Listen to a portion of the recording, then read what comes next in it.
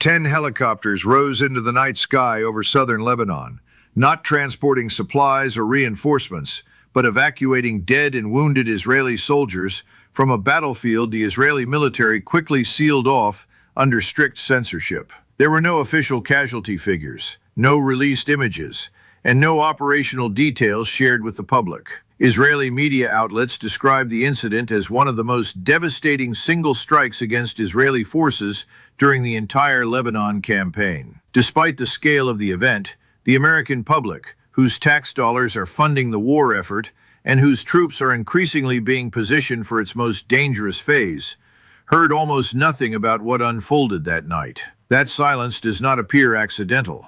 Rather, it reflects a broader and consistent pattern of limited disclosure around highly sensitive military setbacks, especially when they could shift public perception or political pressure. At the same time, reports from Channel 12, one of Israel's most prominent news networks, suggest a significant shift in strategy.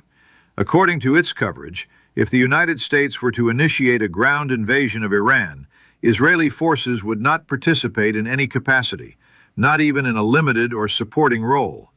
This is a striking development, especially considering that the United States entered the conflict on February 28, 2026, in what was presented as a coordinated and unified military effort alongside Israel. Since then, 13 American service members have reportedly been killed and more than 300 injured, while the broader consequences of the conflict have begun to ripple globally, including a sharp rise in fuel prices and increased instability around the Strait of Hormuz, a critical choke point for global oil shipments. With over 3,000 lives lost across the conflict zone in just 5 weeks, the stakes have continued to escalate. What makes this development more consequential is the apparent divergence between the two allies at a critical juncture. The same partner that stood firmly with the United States at the outset is now signaling, at least through its domestic media, that it may step back from the next and potentially most dangerous phase of the war. This is not merely a minor disagreement over tactics. It raises serious questions about coordination, long-term objectives, and the political calculations behind the scenes.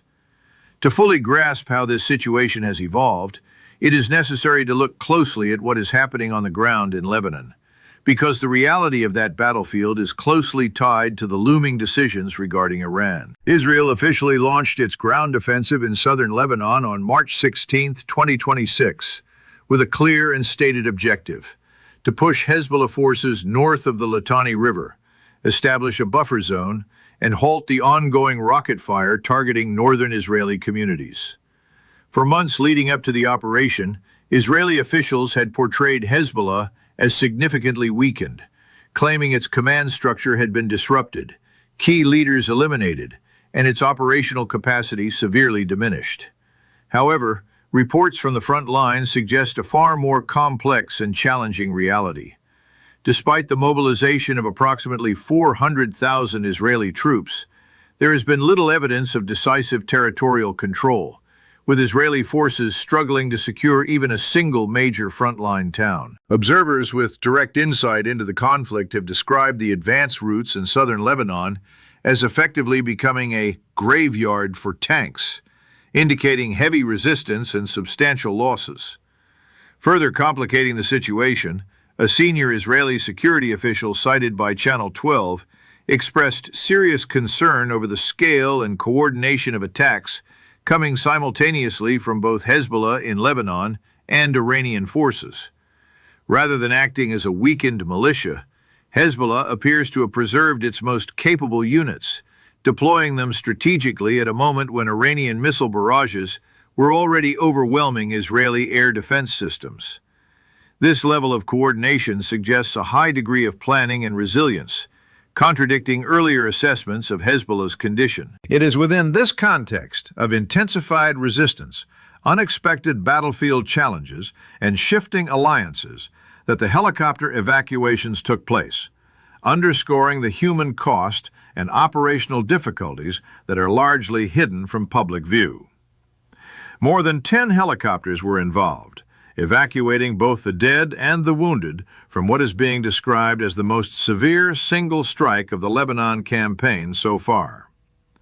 Within hours of the first reports emerging, the Israeli military moved to impose full censorship, shutting down the release of casualty figures, identities, and any visual evidence. For Israeli audiences, fragments of the story managed to surface before the blackout took hold.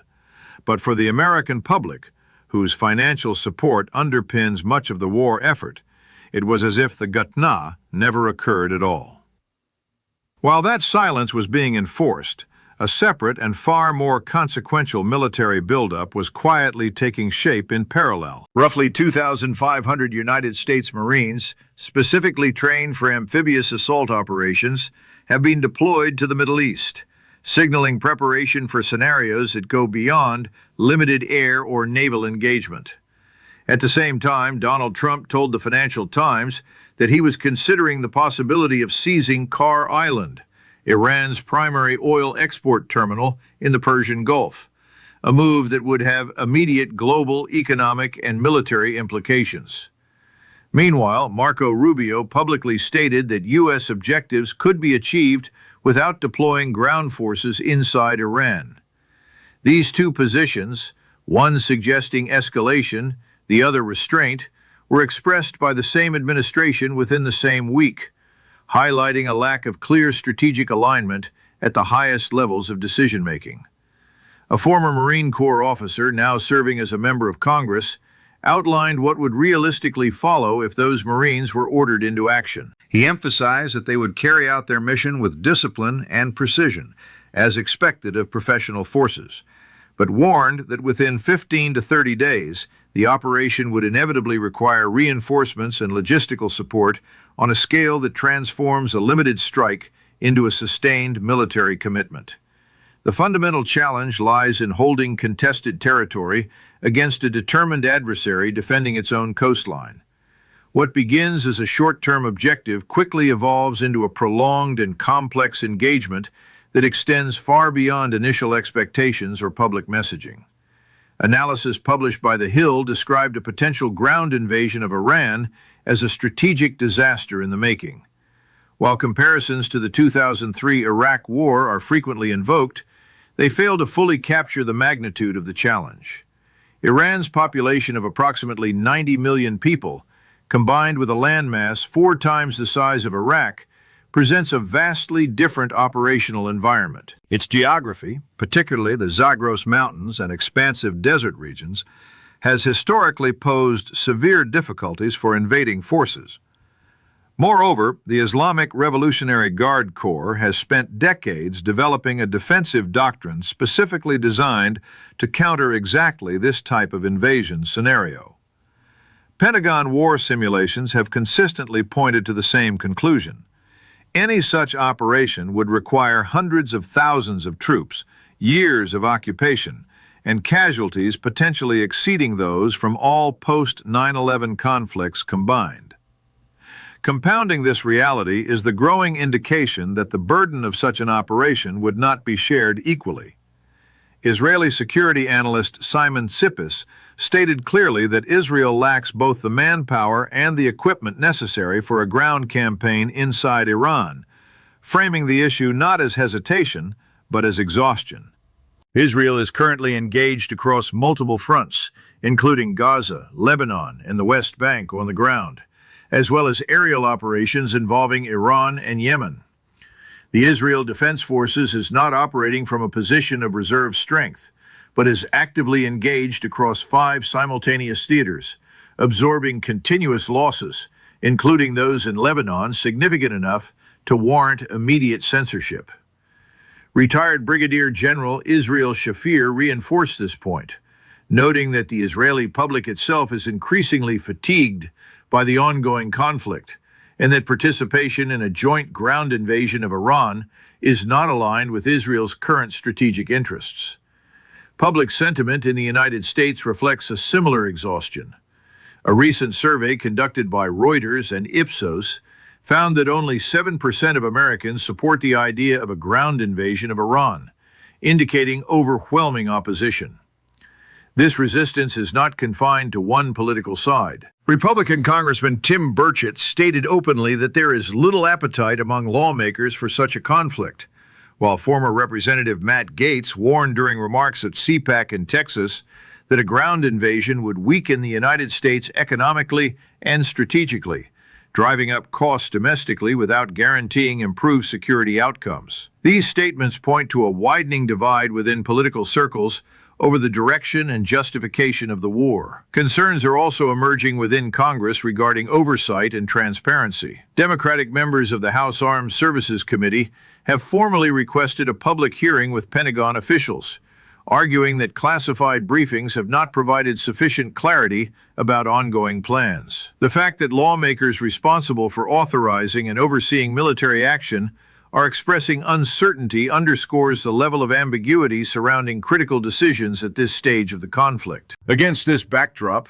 diplomatic activity has also intensified, as on Sunday, March 29, the foreign ministers of Pakistan, Saudi Arabia, Turkey, and Egypt convened in Islamabad, signaling growing regional concern and the possibility of broader geopolitical consequences tied to the next phase of the conflict. Notably, these diplomatic efforts are unfolding without direct participation from either the United States or Israel. Pakistan has stepped forward as a central intermediary, attempting to bridge communication gaps in a conflict where official channels remain politically sensitive. Egypt's foreign minister explained that the objective is to create a pathway for dialogue that allows both sides to engage indirectly, without being forced into publicly acknowledging contact they are currently denying. This kind of back-channel diplomacy reflects how constrained the situation has become, where even communication itself must be carefully structured to avoid political fallout. Iran has taken a firm and calculated stance on any potential ceasefire. Its position is that Lebanon must be included in any agreement. In other words, ending hostilities with Iran while Israeli military operations continue in Lebanon is, from Tehran's perspective, unacceptable. This is not a simple negotiating demand or a misstep in diplomacy. It appears to be a deliberate strategy designed to expose and widen the gap between Washington's and Israel's priorities. The United States is seeking a resolution that addresses Iran's nuclear program and stabilizes the Strait of Hormuz, which is critical for global energy markets and domestic political stability. Israel, however, remains focused on completing its military objectives in Lebanon before accepting any ceasefire conditions tied to that front. While these goals might align in theory, Iran has structured its conditions in a way that forces them into conflict in practice. Statements from Iranian leadership reinforce this posture. The Speaker of Iran's parliament declared that Iranian forces are prepared to respond decisively if American troops escalate the situation, framing it as both a military and political confrontation. His remarks also referenced the presence of roughly 2,500 U.S. Marines trained for amphibious operations now deployed in the region, underscoring the seriousness of the current buildup.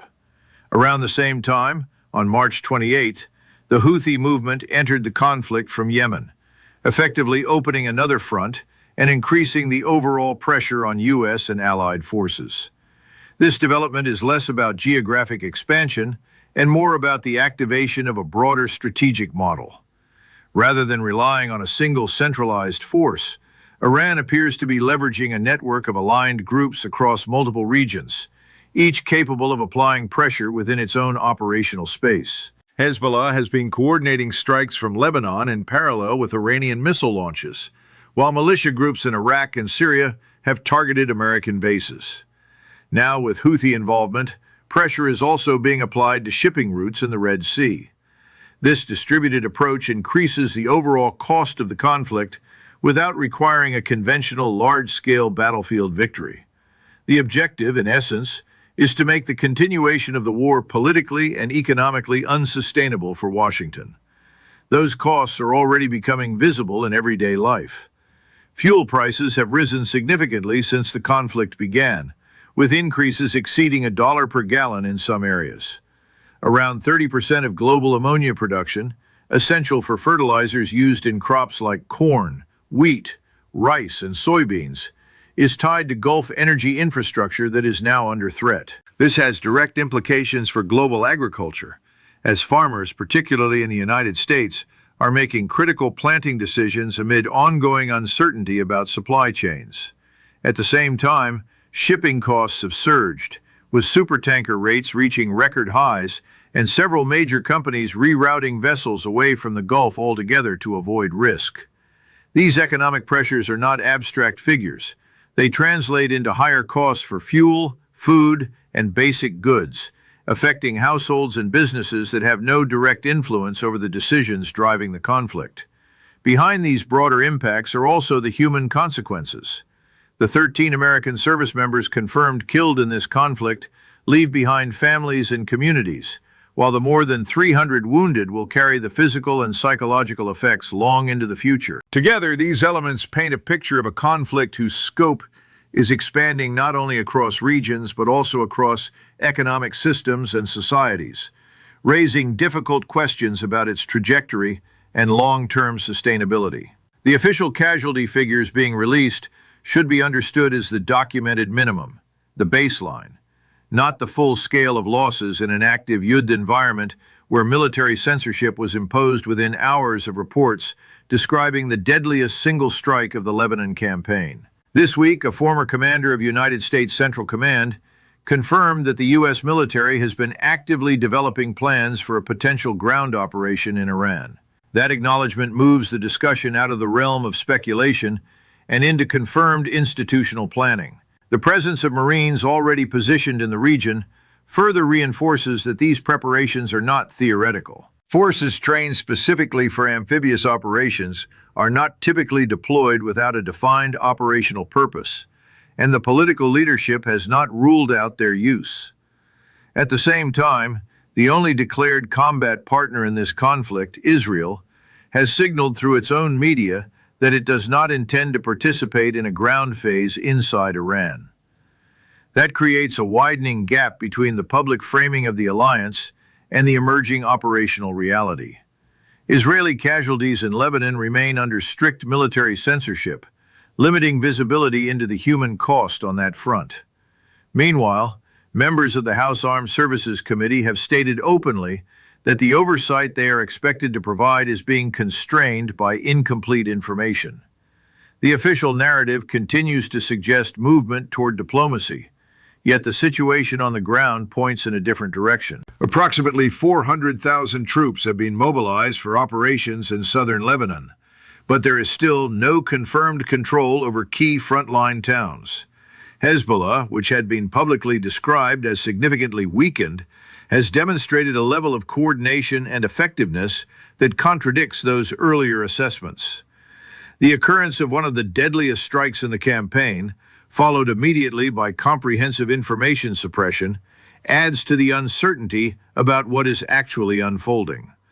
While diplomatic efforts are underway, with Pakistan facilitating and regional foreign ministers holding meetings, Iran has denied that any direct negotiations are taking place, and has dismissed claims of ongoing talks as misleading, pointing out that previous outreach coincided with continued strikes on its territory. This creates a complex and fragile situation where attempts to build a diplomatic framework are happening alongside visible military escalation, including the deployment of amphibious forces and public discussion of potential targets such as strategic oil infrastructure. Re-establishing enough trust for negotiations to succeed under these conditions is not straightforward. The issue is not whether U.S. forces are technically capable of carrying out operations like seizing key locations or conducting a broader ground campaign. Modern militaries are designed to execute such missions if ordered. The deeper question is whether the American public has been given a clear and complete understanding